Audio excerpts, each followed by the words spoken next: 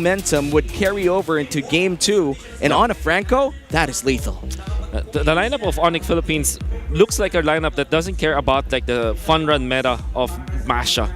It can just run into the composition of ONIC Philippines, and ONIC Philippines will punish. At the same time, they have a way to fend off the Franco impact to those big hooks in the late game, as well as the bloody hunt.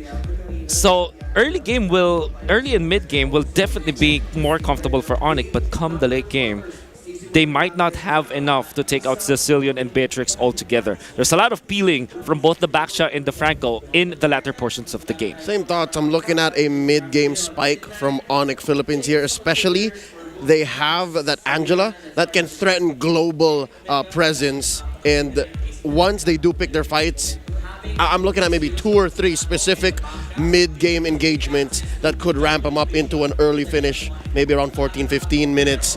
But just the same, what I did notice in this draft is both teams have played to the adjustments that their opponents have. They did not switch sides.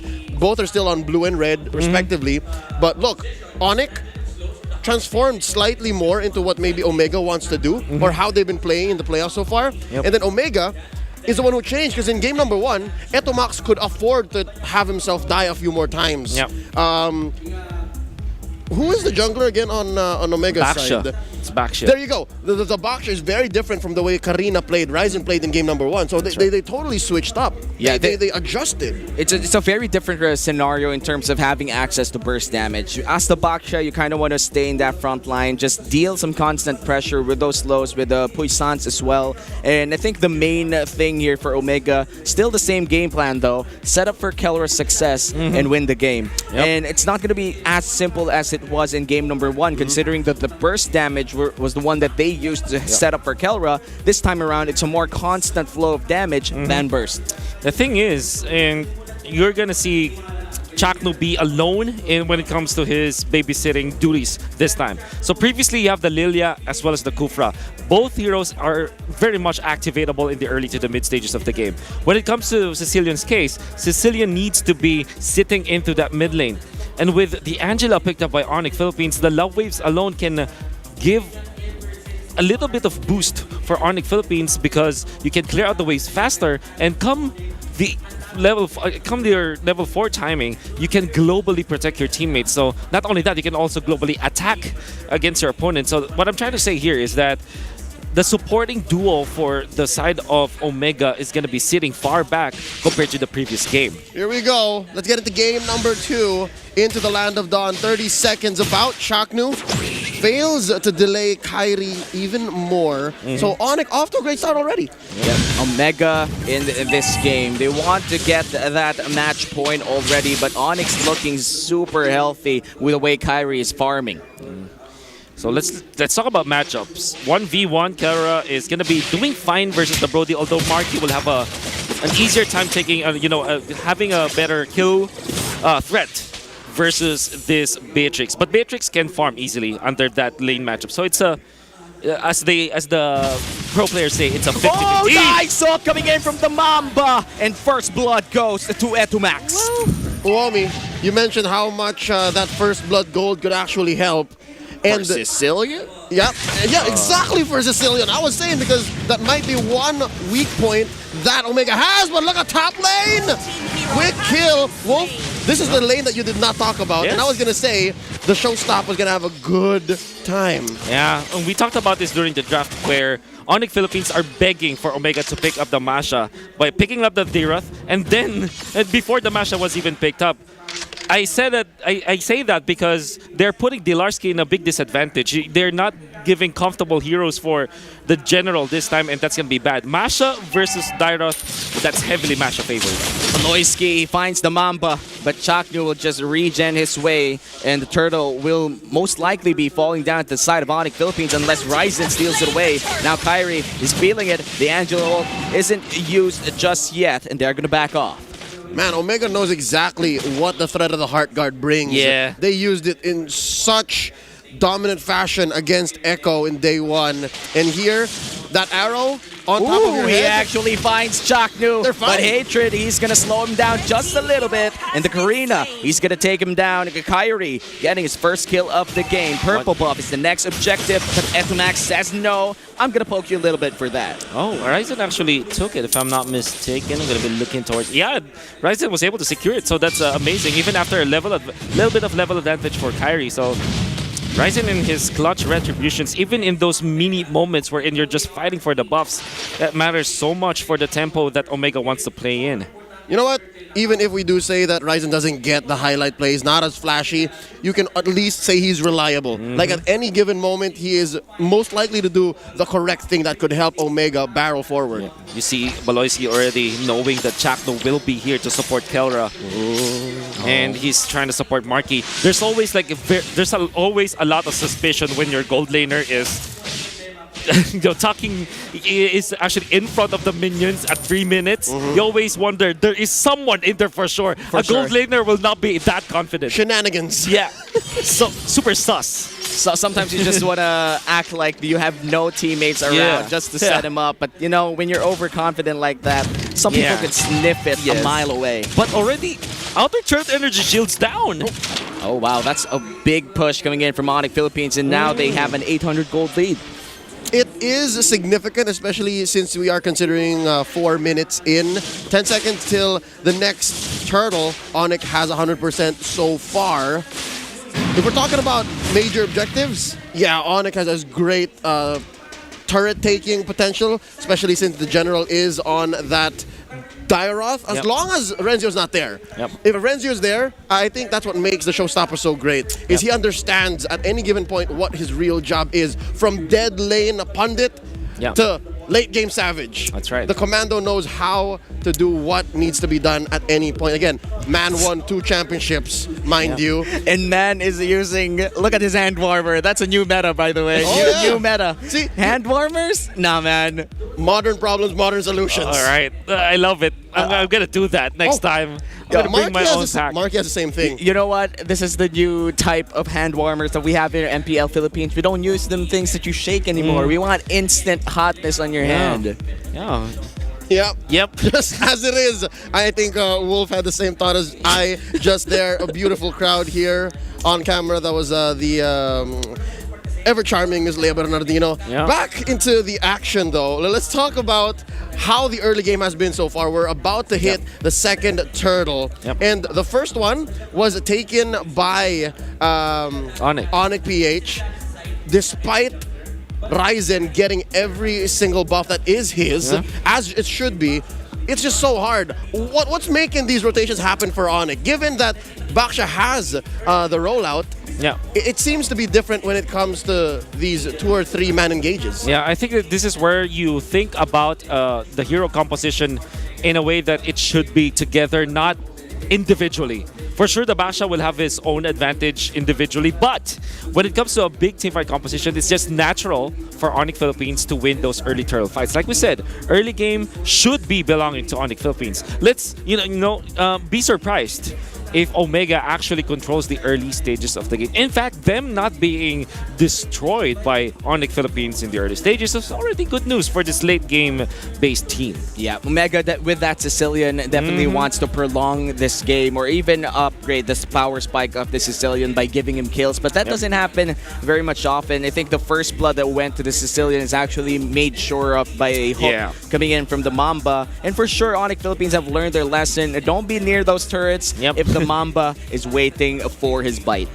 It's poetic how in this early game, it's ONIC who's taking these major objectives, making sure, I'm pretty sure within the next 30 seconds to a minute, that gold lane tier 1 turret's going to go down. And my next question is going to be, how does the Filipino Savage adjust? Where does Kelra go? Well, fortunately, he does have this Franco to aid him in those lanes. And if so ever they want to go for an aggressive play, maybe they can do that. So what I'm trying to say is that it is easily solved by making the plays with Chaknu. So let's just say that Kera wants to farm. He can also have that option where Franco can aid him to get the kills. Back in the game we go. This is still a 700 gold lead for ONIC Philippines, and the turtle will be taken up for free. No trade-off coming in from Omega, but they will be trying to push this gold lane for Kelra. Yep, I like it. I like it. The fact that they chose to give up that turtle and put a huge presence here down bottom lane to help Kelra survive and push back a bit, chunk away that shield, means that Omega understands how important the early game is right now. This is what I would have said to answer my question earlier. I would have said make sure that Kelra at least keeps that turret. Yep. Yeah, and Omega right now, they did burn a lot of ultimates together with ONIC Philippines, but there was no big fight there, and I feel like they are slowing the pace down a little bit, as you said earlier, Wolf. Yep. Which is the great answer. Like we said, Chakno should be going here in the bottom lane to help Kelra either defend himself or get the kill. Oh no, but a flicker is forced out of Beloyski as well. Both flickers down for the post 5 roams in Omega. Another flashy play from Chaknu. Beloyski and Chaknu, touche. These two athletes debuted in the MPL in the same season, Season 4. Wow. And to see them evolve in this way, both in their own specific and unique paths. Yep. I love that exchange. That was both roamers just going, Yeah, it's very sweaty. Engagement. Sweaty fights in the bot lane. That's absolutely correct. Now, ONIC in a comfortable 1.1k gold lead. Like we said, this is natural. All they need to do now is to keep pushing. Make sure that they are putting pressure in important parts of the map. And Ryzen still holds his own purple buff. My goodness. He's good at securing his own. Yep, Ryzen with the retribution on point right now for Omega, and that is really good for them if they want to put this on match point. But ONIC Philippines have been holding on for this 1,000 gold lead for the longest time now. Yep. Which, you know, is going to be okay for ONIC. For Omega, it's not even disastrous at this point. In fact, sometimes as a gold laner, you're comfortable having your turret taken out early because you'll have an even safer place to farm in a way. Waves on waves coming in for sure, and it's easier for your jungler and your mid lane to respond. But wow, ONIC Philippines making this about 2,000 gold lead presence ever felt. That was a blink of an eye and you miss a turtle take. Yeah, that's 3 turtles down for ONIC Philippines. Yep. A very quiet post-laning stage for both teams. I want to give a little bit of commendation here for Delarski. He hasn't died after his first death into that lane where Masha thrives. So him holding his own and in fact having more gold over Renzio in the early stages, this is going to be good for Delarski. Now he's going to be able to get his second item. And when that happens at 8 minutes, around that time, around the first few lords, it's going to be advantages for ONIC Philippines to have those extra items. But my God, Ryzen is always securing that retribution against Kyrie. Ryzen and Kyrie, the retribution battle. I feel like the emphasis on this retribution battle is very much emphasized even more because of the silence of this game. But speaking of silence, conceal play coming in from Omega. Wow, an interesting conceal play. They want to just get into position. And this is now the time for Omega to make the plays so that they can keep Kelra safe. Renzio in a 3v1 scenario misses the rage. Beloyski goes in for the bouncing ball instead. But they do get the turret. ONIC Philippines secures that outer XP lane turret. All this while, Kelra was set up for that turret takedown bottom. Yep. I don't think there's enough time for ONIC PH to respond, so that is going to be a cross-map trade. Wolf, why the gasps? What puzzles you about that play? So my guess, there are two things. There are two guesses. First is that it is an intended Tyrant's Rage to move Renzio away from the minions so that they can push, which is very unlikely. And my second guess is that he thought that he's gonna be able to pin down Renzio against the turret. And I think with just a little bit of movement speed advantage coming out from the Mash, is able to get away from the zone where he will be pinned down to the turret.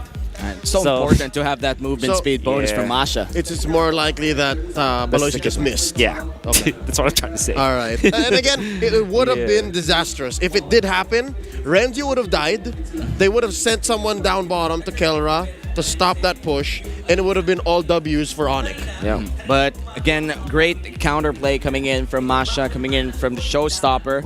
Was able to escape with his life, but still that's one turret down for the side of ONIC Philippines, who still holds the lead, very small lead against Omega. That's why I feel like when you go for all-in pushes onto your side lanes, make sure that you have someone in the other side to clear it out. It's called the 4-1 strategy or tactic or play. I mean 4-1 play. When you move as 4, you make sure that your other one is easily able to escape when he is pressured, and at the same time has adequate wave clear so that there will be no possible trade-offs for a team. So unfortunately for ONIC Philippines, as good as they were able to get a push up top, they will lose their bottom lane turret. It's interesting how both teams actually tried to go for their version of the 4-1. It paid off, but there could have been more. What could have been worse possibly for ONIC is if somebody died for their side. It's still in the ball's still in their court. They're making their shots. I think what we're saying is they try to go for a 3. Instead, they're happy with the FG, as it is. Yeah, exactly. And right now, I think the crowd is just chanting for their teams. The Filipino broadcast being blasted here in the arena, asking for the fans to cheer for their teams while we wait for the technical pause to end.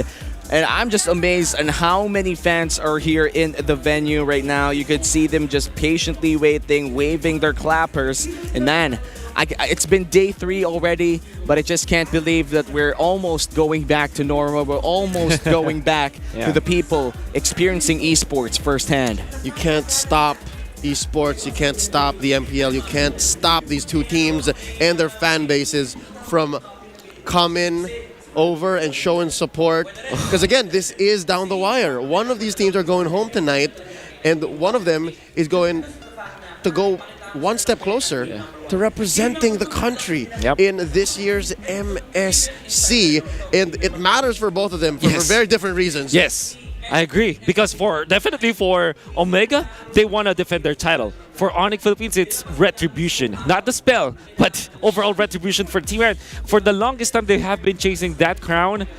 But they represented the Philippines before, and they want to make sure that the 2 teams that we sent for M3 are justified in their spot by actually performing after that tournament. Yeah, not just retribution, I'd say redemption. Even they themselves have to prove to themselves. It's not even about any external factors anymore. I think it has been made known in interviews throughout the regular season that it's not even for the haters. It's not even for the doubters. It's for me. I want to prove it to myself that I deserve that title. And, you know, it comes with not just that trophy, but also the honor once more to represent the country against all the other Southeast Asian regions. And I mean, I'm pretty confident they're taking whoever it is that goes to MSC is taking that title back home. Yeah, definitely. We want to defend all the world titles that we have right now for MLBB, of course, and there's SEA Games as well that's going to happen soon. We have, I think, Blacklist International as our Filipino representatives. Under the banner of Cebol. Under the banner of Cebol, definitely. There's still VYs there and new players in that roster as well. But in the MSC, it was a different story. I think in the last MSC, it was Omega and Blacklist International. That's right. It was a very interesting story where Omega went in from the lower bracket all the way to the upper bracket finals, where they were the only team defeat the eventual M3 champions. All right, back into the match here. I'm pretty sure there was more than a few things that happened between the technical pause and our resumption here. Quick 2-turret take by ONIC up top, growing that lead to almost 3,000, about 2.5. And then in the bottom lane, eventually Kelra does get it. It's Kyrie who was pushing up top. That does open up maybe some contention from Omega for this first Lord. So you have to, big props to ONIC Philippines to actually winning the trade by losing their turret in the bottom lane, but getting 2 turrets up top anyways. But now, even after your 2.4k lead, are you comfortable as ONIC Philippines? You're going to be looking at the items. Already, Kelra secured 2 items. So that's Malefic Roar on top of the Blade of Despair. No matter what was the early game disadvantage of this Beatrix, that is gonna hit a lot harder than the Brody, because it's just natural for the Beatrix. So you still have to be careful if you're ONIC Philippines taking this Lord. ONIC Philippines starting the Lord, but look at the damage being tanked by Kyrie. Half HP on the Lord. Beloyski finds one, but they can actually finish up Chaknu. Kyrie gets the first kill, but who's going to secure the Lord? Ryzen just in time, and he's going to steal it away for Omega. Beloyski has to run away. Delarski, Abyssum Strike doesn't land, and everybody on the side of Omega, but Chaknu survives. Hashtag worth it. Walking away, not looking at explosions as cool guys do. Omega slowly but surely shrinking that gold lead, now at just the 1,000 mark. So, look at this. ONIC Philippines actually had a great jump on Chakno, and you understand why they made for the jump, and Marky was able to get himself safe. However, there are two things that happened badly for ONIC Philippines. One is that they lost this retribution battle with Ryzen on the mark, and not only that, the hard guard wasn't into the Karina. It wasn't Angelina, it was Angela and Brody, so that wasn't the best case. Ryzen half HP, hard guard on Marky. Beloyski is gonna fall down, but it's a 1-for-1 trade-off, and the fight will no longer continue. Ryzen for Beloyski. Wolf, we're seeing now the repercussions of the previously set in action. Ryzen taken out here, but I think he's deserved about the 10-15 second rest because of that clutch retribution play. Yep. I mean, he deserves it. I think that gave Omega all the space in the world to secure outer turrets that they've been wanting to get for the longest time. Map slowly turning red. Exactly, and now the deficit has been just cut into 700, which is at this point very minimal. It's not even felt at this point. In fact, you can even argue that Omega is winning because of the fact that they kept their mid lane turret. So when it comes to like the natural value of the turrets that they were able to keep, this is much better for Omega. I felt that bullet as it hit Marky, bro. Yeah, no, it's like Kelra saying hi, and it's not even a good kind. Like, Renner's bullets at this point, given that he is building up to his next item. Oh, there's a Hunter Strike. Holy Lord. That's just gonna make people go home. Yeah. Oh, wait, what happened? There we go, Beloyski. He immediately goes down, and Omega finds another kill under the hands of the Mamba Chaknu. I mean, dare you say that Kufra is not just the hero for Chak. There's a lot of like setters, playmaker, tanks for Chakno, and Franco is definitely one of those. He's not that famous with Franco, but I think his knowledge of how to become a tank allowed him to nail those important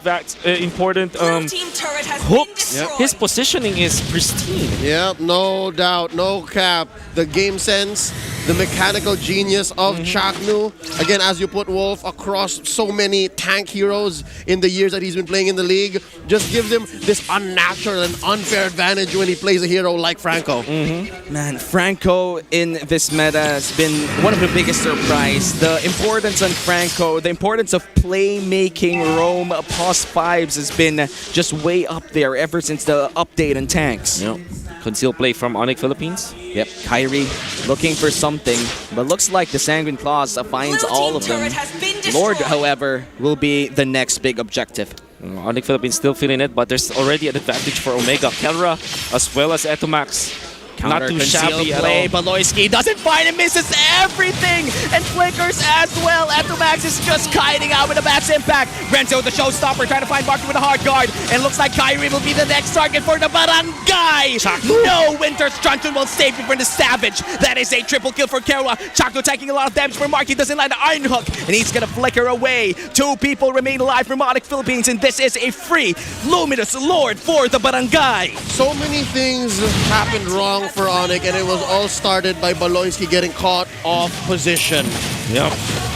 And this is Omega just utilizing all of their mini kits for that kind of extra vision. For example, the Sanguine Claws, you don't get vision from it, but at the same time, you know that there will be someone from there. And it's not just like a skill that you put out, it is actually a lethal kind of skill. Sanguine Claws actually stuns for quite a sustainable amount of time. And that's also true with the Iron Hook. You displace your opponents with it no matter who you hit. We're gonna see in the replay that Beloyski didn't he's so off the mark with that, and Chakno nails the stun and the snag onto Dilarski in a snap. So many things happened so badly for ONIC Philippines, and Kyrie didn't have the help of the Angela. Marky tried to punish Chakno, but Chakno is not going to be punished at all. And they're going to push this. Yep, the beauty of that synchronized assault by Omega. It's like, for the younger kids there, this is a dance group. They were like the Jabberwockies. Oh no! What?